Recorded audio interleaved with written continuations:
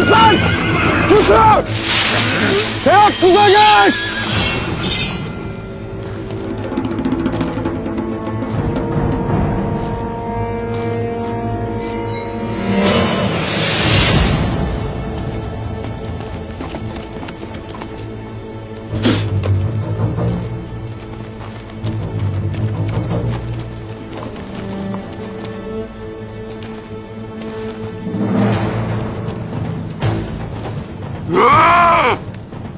Allahu Ekber.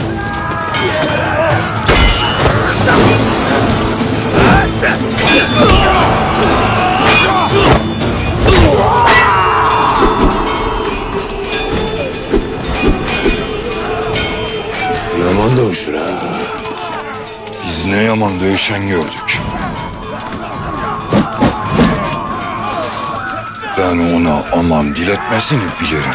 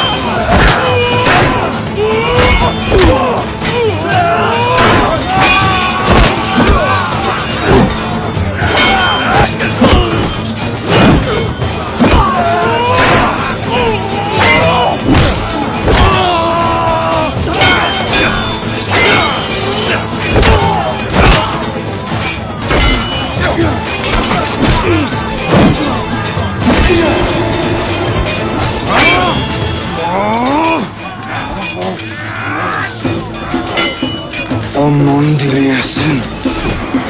Can vermeden olmaz.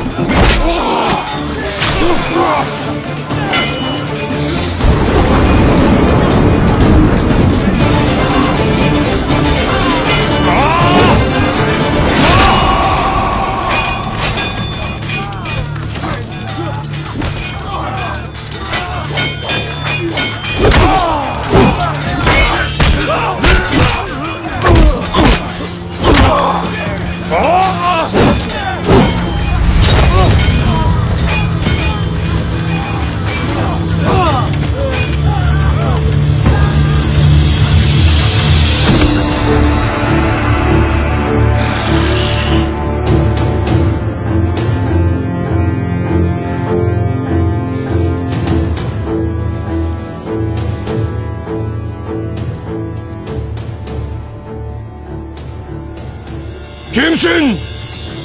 Ne ararsın? Başınızdakiyle görüşmek isterim.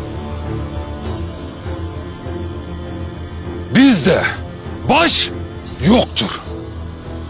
Herkes birdir. Adını de hele. Ben Osman Bey oğlu Orhan Bey.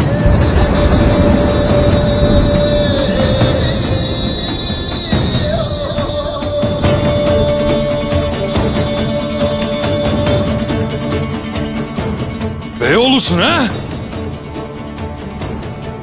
Senin makamın bizim kapımızdan sığmaz Beyoğlu. Girmeye ne gerek?